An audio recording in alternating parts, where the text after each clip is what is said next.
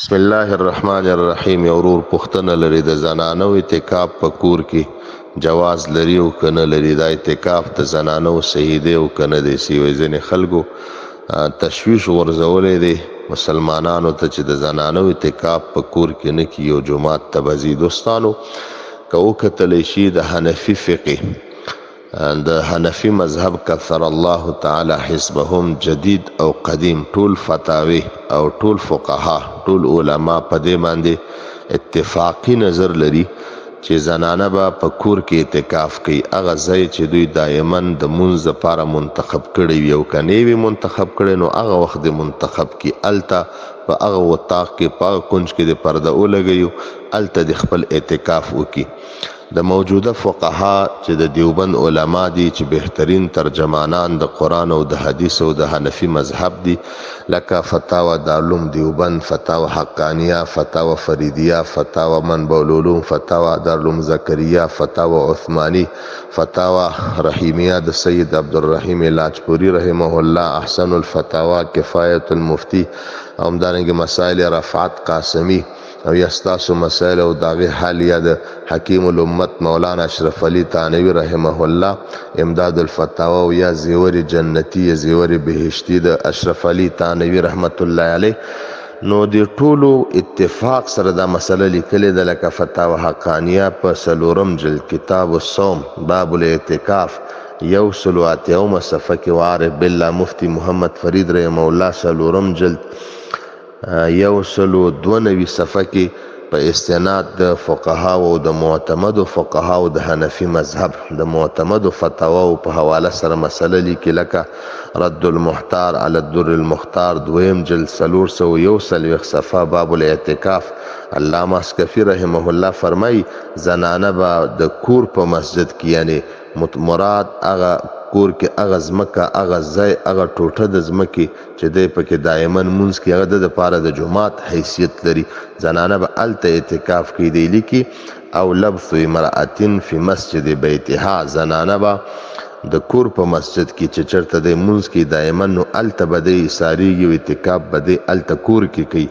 او همدارنګه معروف کتاب د حنفي فقه بل الفتاوى الهندیه مشهور په عالمگیری سره اول جلد 211 صفحه الباب السابع فی الاعتکاف دیم لیکي چې والمرأة تعتکف فی مسجد بیتها. دی به د کور په مسجد کې چې کم ځای د مانځه لپاره معین دی الته به د اعتکاف کوي. اذا اعتکفت فی مسجد بیتها فتلك البقعة فی حقها كمسجد الجماعة فی حق الرجال. نو لکه څنګه چې د نارینو د پاره د محلي جامع جماعت دی نو د زنانو د پاره دقه حیثیت لري دا د کور جماعت او دا د کور دغه ټوټه چې دی پکې دایما مونځ کوي د پاره مکه جماعت دی لا تخرج منه الا لحاجة الانسان. هغه ځای نه به د پردې نه به نه وځي غیر د ضرورت نه. کذا فی شرح المبسوط للامام السرخسی ټول فتاوی بحر الرائق شرح د کنز الدقائق د علامه ابن نجم المصری یا د تبین الحقائق یا تطرخانیه دا ټول فتاوی زمونږ دا مسله لیکي زنانه به د کور په جماعت کې اعتکاف کوي. دا چې ځینې خلک وسوسه اچي زمونږ مسلمانانو د پاره چې په کور کې اعتکاف نه کیږي جماعت ته به وځي نو دا بې ځایه خبره کوي دا خلک. نو که لږ فکر وشي او د خبرې ته لږ توجه وشي او عمق د مسلې ته وکتل شي فقها او ډاکټران دي دوی بهترین ترجمانان د قرآن او د حدیث دي صحیح ترجمانی او صحیح تشریح د قرآن او حدیث مونږ ته کړی دي. نو که ټولو روایاتو باندې نظر وشي لکه د عائشه بیبی رضی الله تعالی عنها یو روایت په بخاری کې راځي زنانه ټول راغلی عائشه بیبی ته چې عمر فاروق رضی الله عنه من جمعات ته د جمع مانځه د پاره نه پرېږدي. نو عائشه بیبی په ځای د دې چې د ښځو طرفداري وکړي خو نه د حق طرفداري کې څه ورته فرمایي لو ادرک رسول الله ما احدث النساء لمنعهن المساجد كما منعت نساء بني اسرائیل. صحیح البخاری اول جلد 110 صفحه کې دا روایت راوړي که رسول الله مبارک د زنانو د حالات لیدلی وای نو ضرور به د جماعتونو نه منې کړي وای څنګه چې د بني اسرائیل زنانه د جماعتونو نه منې کړی شوي وو. نو دا ډېر ډیر روایت په کثیر تعداد سره مصنف ابن ابي شیبه دویم جلد 228 صفحه عمدة القاری دریم جلد 228 صفحه الته روایات موجود دي چې زنانه به جمعتونو ته نزي. رسول الله مبارک صلی الله علیه وسلم فرمایي زنانو د پاره د مونږ د پاره بهتر ځای د دوی د کور کې دننه هغه تیاره ځای تیاره کوټنۍ هغه ورته بهتر دی. او دا ما په یو بله موضوع کې د دې وضاحت کړی دی په تفصیل سره، نو دلته تفصیل نه کوم. نو دینه داسې ښکاري چې دلالت النص سره دا معلومیږي چې کله زنانو د پاره د مانځه د پاره جماعتونو ته تک جواز نه لري، صحابه د دې ممانعت کړی دی.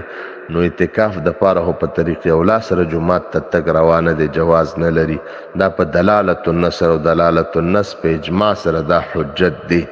ابراهیم نخعی صاحب نه هم د دې روایت راغلی معرفت السنن والآثار شپږم جلد 403 صفحه، مصنف عبدالرزاق څلورم جلد 350 صفحه کې چې زنانه به کور کې اعتکاف کوي. اوس دا چې لا مذهبه او وی چې نه زنانه به خامخا جماعت ته ځي، او بیا وایي چې د زنانو د پاره خاص انتظام پکار دی. وایي بعضې د رسول الله مبارک صلی الله علیه وسلم بیبیانو چې امهات المؤمنین دي هغوی اعتکاف کړی دی، په جماعتونو کې اعتکاف کړی دی.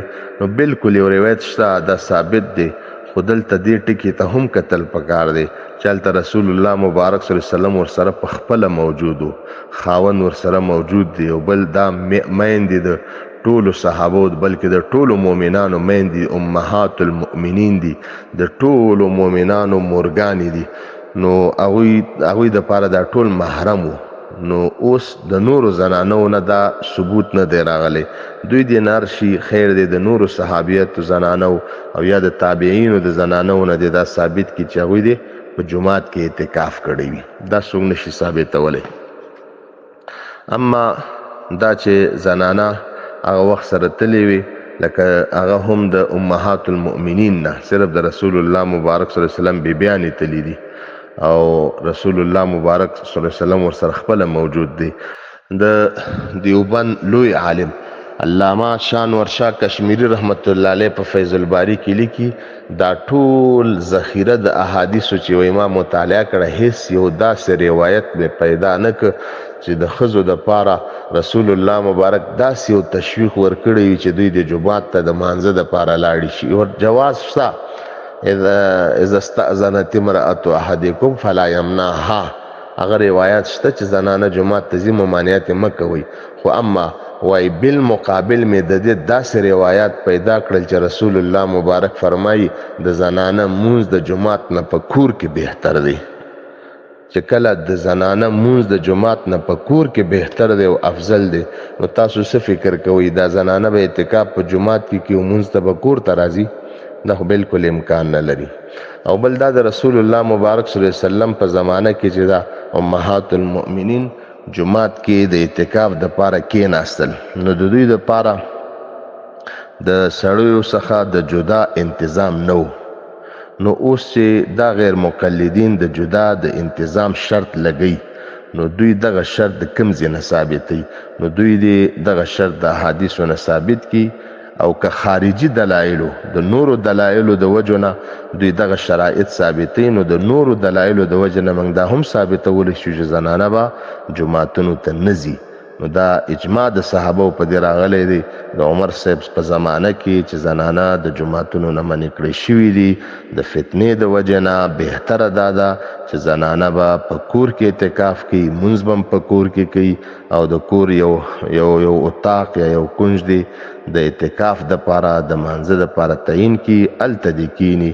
او که تر اوسه نوي تعین کړی نو اوس دې تعین کی او اعتکاف دې کور کې دننه وکړي، د سنت هلته ادا کیږي او د پاره به پوره اجر او ثواب ورکولی کیږي.